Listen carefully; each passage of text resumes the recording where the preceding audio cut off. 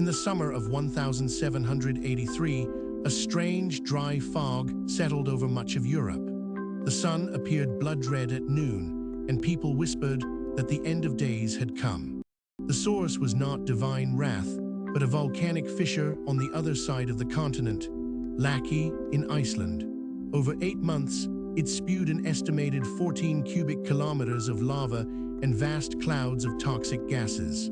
Among those gases were sulfur dioxide and fluorine. When they mixed with moisture in the air, they became acids, sulfuric and hydrofluoric acid, which rained down on fields, poisoning soil and livestock.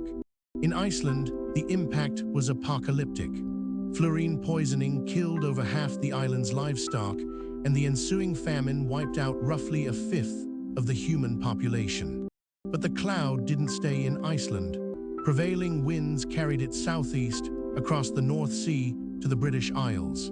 In Britain, the summer of 1783 was brutally hot and hazy. The fog was so thick that people reported headaches and breathing difficulties. Mortality records show a spike in deaths that summer. An estimated 23,000 people in England and Wales alone, likely from respiratory failure caused by the volcanic gases.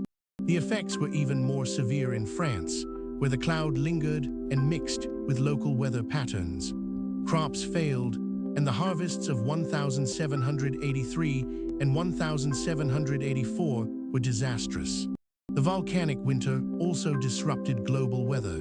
In the years that followed, France experienced a series of extreme climatic events, droughts, hailstorms, and bitter cold that devastated agriculture. By the late 1780s, France was in deep financial trouble. The monarchy had spent heavily on wars and court luxuries, and now the treasury was empty. To solve the crisis, King Louis Roman 16 ministers proposed new taxes, but the nobility refused to pay, demanding that the king convene the Estates General, an assembly of the 3 estates of French society.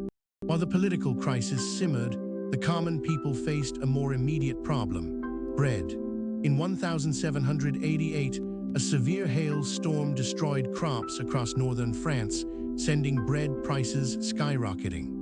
Bread was the staple of the French diet, and for many, it consumed up to half their income. When prices doubled or tripled, people starved. By the spring of 1789, France was gripped by famine. Food riots broke out in towns and cities, and desperate mobs attacked grain convoys and bakers' shops. The political crisis and the famine converged in May 1789, when the Estates General finally met.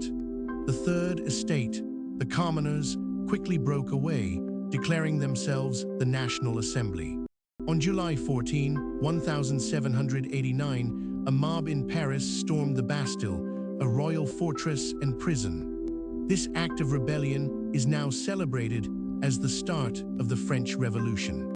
Historians have long debated the causes of the revolution. Many point to the Enlightenment ideas of liberty and equality, or to the financial mismanagement of the monarchy. But a growing body of research argues that the volcanic eruption of Laki played a critical, underappreciated role. The climate chaos it unleashed created the perfect conditions for revolt.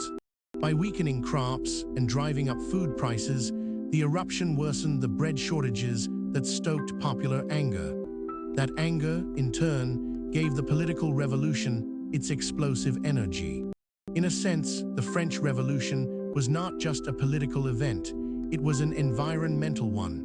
The fate of millions was shaped by a volcano thousands of miles away. The Laki eruption reminds us that natural forces can upend societies in ways we rarely anticipate.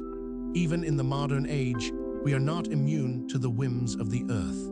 So the next time you hear about the French Revolution, remember, behind the guillotines and the slogans of liberty, there was also a volcanic cloud, silently sowing the seeds of change.